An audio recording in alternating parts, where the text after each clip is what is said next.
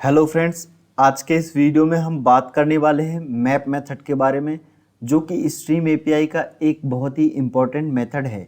और इस वीडियो में हम एग्जाम्पल की मदद से मैप मेथड को यूज करके देखेंगे और जानेंगे कि मैप मेथड का यूज हमें कहाँ पे करना है, किस लिए करना है और किस तरह से करना है किसी जावा प्रोग्राम के अंदर।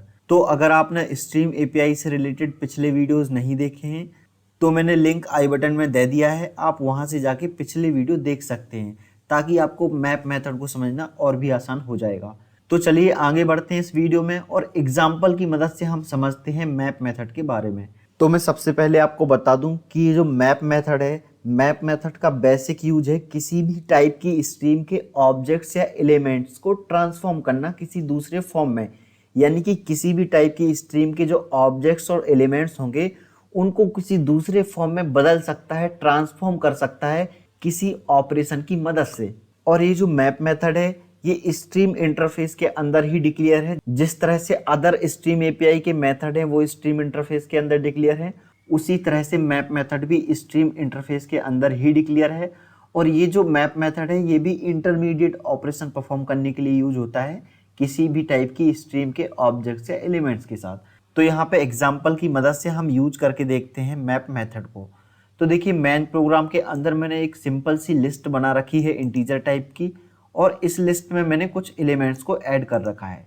अब मान लीजिए कि मैं चाहता हूँ कि जो लिस्ट के एलिमेंट्स हैं जो कि इंटीजर टाइप के हैं, इन हर एक एलिमेंट्स के साथ मैं 10 का मल्टीप्लाई करना चाहता हूँ और फिर उनको प्रिंट करवाना चाहता हूँ।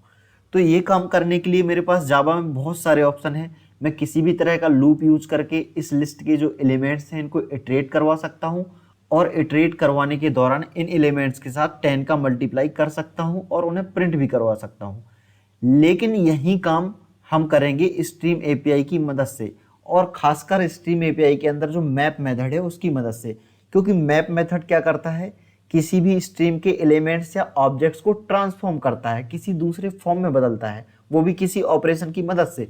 तो हमें बेसिकली यहाँ पे करना क्या है, जो लिस्ट के एलिमेंट्स हैं 1 2 3 4 5, इनके साथ हर एक एलिमेंट्स के साथ हमें 10 का मल्टीप्लाई करना है। यानी कि इनको हमें चेंज करना है, ट्रांसफॉर्म करना है, हर एक एलिमेंट के साथ 10 का मल्टीप्लाई करना है और उसको प्रिंट करवाना है। तो अब हम इसी काम को स्ट्रीम की मदद से करने के लिए क्या करेंगे, तो सबसे पहले तो हमें इस लिस्ट की स्ट्रीम जनरेट करनी होगी। तो वो कैसे करेंगे, लिस्ट डॉट स्ट्रीम मेथड को कॉल करना होगा। तो ये जो स्ट्रीम मेथड है ये इस लिस्ट के जितने भी एलिमेंट्स हैं उनकी स्ट्रीम जनरेट करवा के रिटर्न कर देगा। अब देखिए यहाँ पे स्ट्रीम जनरेट हो चुकी है। अब हम सीधा करेंगे मैप मेथड को कॉल, क्योंकि मैप मेथड ही तो ट्रांसफॉर्म करने का, बदलने का काम करेगा उन एलिमेंट्स को, उनके साथ कुछ ऑपरेशन परफॉर्म करके। तो सबसे पहले मैं मैप मेथड को कॉल करता हूँ। तो हम इस मैप मेथड को ओपन करके देख लेते हैं कि कहाँ पे डिक्लेयर है और क्या आर्गुमेंट लेता है। तो ये मैप मेथड स्ट्रीम इंटरफेस के अंदर ही डिक्लेयर है, जिस तरह से फिल्टर और अदर मेथड डिक्लेयर हैं, और ये फंक्शन इंटरफेस का इम्प्लीमेंटेशन लेगा। अब ये फंक्शन इंटरफेस क्या है, ये भी एक फंक्शनल इंटरफेस है। तो जब भी हम मैप मेथड को कॉल करेंगे तो हमें इस फंक्शन इंटरफेस, जो कि एक फंक्शनल इंटरफेस है, इसका इम्प्लीमेंटेशन पास करना होगा एज ए आर्गुमेंट। अब देखिए फंक्शन इंटरफेस के बारे में हम किसी और वीडियो में सेपरेटली अच्छे से डिस्कस करेंगे, लेकिन इस वीडियो में हम मैप मेथड के बारे में डिस्कस कर रहे हैं। तो हमें सिर्फ इतना जानना जरूरी है कि मैप मेथड किस तरह का आर्गुमेंट लेगा। तो मैप मेथड क्या लेगा, फंक्शन इंटरफेस का इम्प्लीमेंटेशन, जो कि एक फंक्शनल इंटरफेस है। और रिटर्न क्या करवाएगा मैप मेथड, रिटर्न करवाएगा एक स्ट्रीम। अब ये स्ट्रीम किस तरह की होगी, ये जो मैप मेथड स्ट्रीम रिटर्न करवाएगा ये किसी भी तरह की हो सकती है। अब देखिए जैसे कि फिल्टर मेथड है, तो वो क्या करता है, वो जिस तरह के एलिमेंट्स की स्ट्रीम लेगा, प्रोसेस करेगा, उसी तरह के एलिमेंट्स या ऑब्जेक्ट की स्ट्रीम रिटर्न करवाएगा। लेकिन मैप मेथड के साथ ऐसा बिल्कुल नहीं है, क्योंकि मैप मेथड का यूज ही ट्रांसफॉर्म करने के लिए होता है उन एलिमेंट्स या ऑब्जेक्ट्स को। तो जरूरी नहीं है कि अगर आपने मैप मेथड को इंटीजर टाइप की स्ट्रीम दी है प्रोसेस करने के लिए तो वो इंटीजर टाइप की ही स्ट्रीम रिटर्न करे, ऐसा जरूरी नहीं है। क्योंकि मैप मेथड करेगा क्या, ट्रांसफॉर्म करेगा एलिमेंट्स या ऑब्जेक्ट्स को। तो हो सकता है आपने उसको दी है इंटीजर टाइप की स्ट्रीम, लेकिन वो आपको करवाएगा किसी और टाइप की स्ट्रीम रिटर्न। हो सकता है कि आपने किसी भी क्लास के ऑब्जेक्ट की स्ट्रीम प्रोसेस करने के लिए दी है मैप मेथड को, लेकिन मैप मेथड स्ट्रिंग टाइप की स्ट्रीम रिटर्न करे, क्योंकि वो ट्रांसफॉर्म करने का काम करता है एलिमेंट्स या ऑब्जेक्ट्स को। तो एक चीज तो श्योर है कि मैप मेथड को जिस भी तरह की आप स्ट्रीम दोगे प्रोसेस करने के लिए, जरूरी नहीं है कि वो उसी तरह की स्ट्रीम रिटर्न करेगा, वो किसी और दूसरे टाइप की स्ट्रीम रिटर्न कर सकता है, और वो डिपेंड करता है आपके ऑपरेशन पे जो आप इम्प्लीमेंटेशन यहाँ पे पास करेंगे मैप मेथड के पैरेंथेसिस में। तो चलिए वापस चलते हैं अपने एग्जाम्पल पे। तो एक चीज तो क्लियर हो गई कि मैप मेथड फंक्शन इंटरफेस का इम्प्लीमेंटेशन लेगा और रिटर्न किसी भी टाइप की स्ट्रीम कर सकता है, वो डिपेंड करता है इस इम्प्लीमेंटेशन पे। कोई ज़रूरी नहीं है कि यहाँ पे इंटीजर टाइप की जो स्ट्रीम है वो हम प्रोसेस करवा रहे हैं तो मैप मेथड इंटीजर टाइप की ही स्ट्रीम रिटर्न करे। ये क्या करता है, एलिमेंट्स को ट्रांसफॉर्म करता है, एक फॉर्म से दूसरे फॉर्म में बदल देता है इस इम्प्लीमेंटेशन या लॉजिक की मदद से जो हम यहाँ पे पास करेंगे।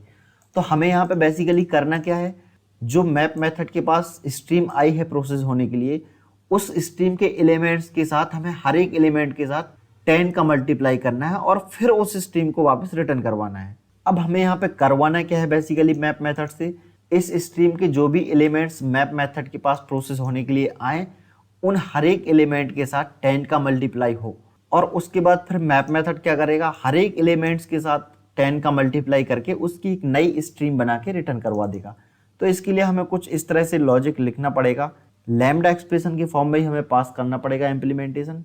तो हम क्या करेंगे, n यानी कि नंबर एलिमेंट जो प्रोसेस हो रहा है मैप मेथड के पास, और उसको पास करेंगे लैम्डा एक्सप्रेशन की बॉडी में और n इंटू 10 कर देंगे, यानी कि वो नंबर जो प्रोसेस हो रहा है, वो एलिमेंट जो प्रोसेस हो रहा है उसके साथ 10 का मल्टीप्लाई कर देंगे।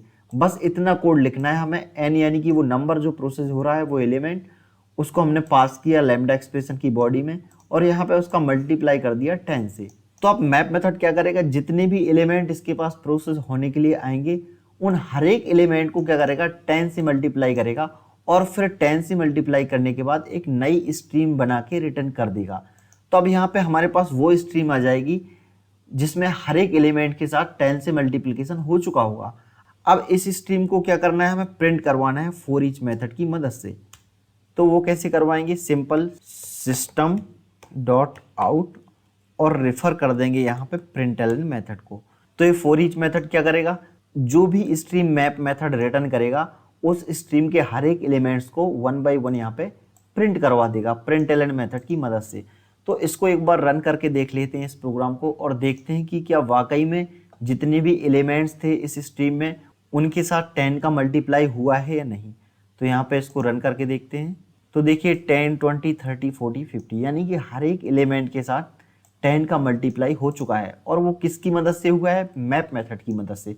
मतलब मैप मेथड ने क्या किया, यहाँ पे जो हमने स्ट्रीम दी थी मैप मेथड को जनरेट करके, वो तो ये वाली स्ट्रीम थी जिसमें ये एलिमेंट्स थे 1 2 3 4 5, लेकिन मैप मेथड ने उन एलिमेंट्स को ट्रांसफॉर्म कर दिया, बदल दिया, उन हर एक एलिमेंट के साथ 10 का मल्टीप्लाई कर दिया हमारे लॉजिक की हेल्प से।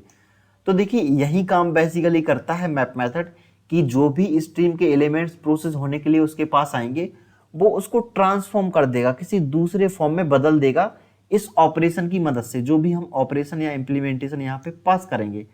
तो आपको समझ में आ रहा होगा कि मैप मेथड का बेसिक यूज क्या है, एलिमेंट्स या ऑब्जेक्ट्स को ट्रांसफॉर्म करना, जो स्ट्रीम के एलिमेंट्स ऑब्जेक्ट्स उसके पास आए हैं प्रोसेस होने के लिए, और फिर ट्रांसफॉर्म करने के बाद उनकी नई स्ट्रीम बना के रिटर्न कर देना। और फिर सिंपल यहाँ पे हमने उस स्ट्रीम के एलिमेंट्स को प्रिंट करवा दिया जिसको रिटर्न किया था मैप मेथड ने। तो ये तो एक बेसिक सा एग्जांपल हो गया। चलिए एक और एग्जांपल की मदद से हम मैप मेथड को समझने की कोशिश करते हैं।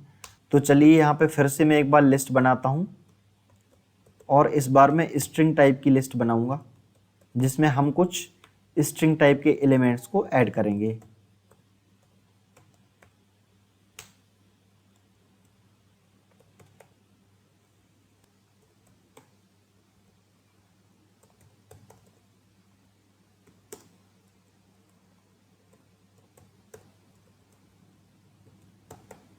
अब यहाँ पे मैंने एक सिंपल लिस्ट बनाई है स्ट्रिंग टाइप की, और इस स्ट्रिंग टाइप की लिस्ट में मैंने कुछ एलिमेंट्स भी ऐड करे हैं। अब मैं चाहता हूँ कि ये जो एलिमेंट्स हैं जो स्ट्रिंग टाइप के, ये अभी क्या है, लोअर केस में है, इनको मैं अपर केस में कन्वर्ट करवाना चाहता हूँ।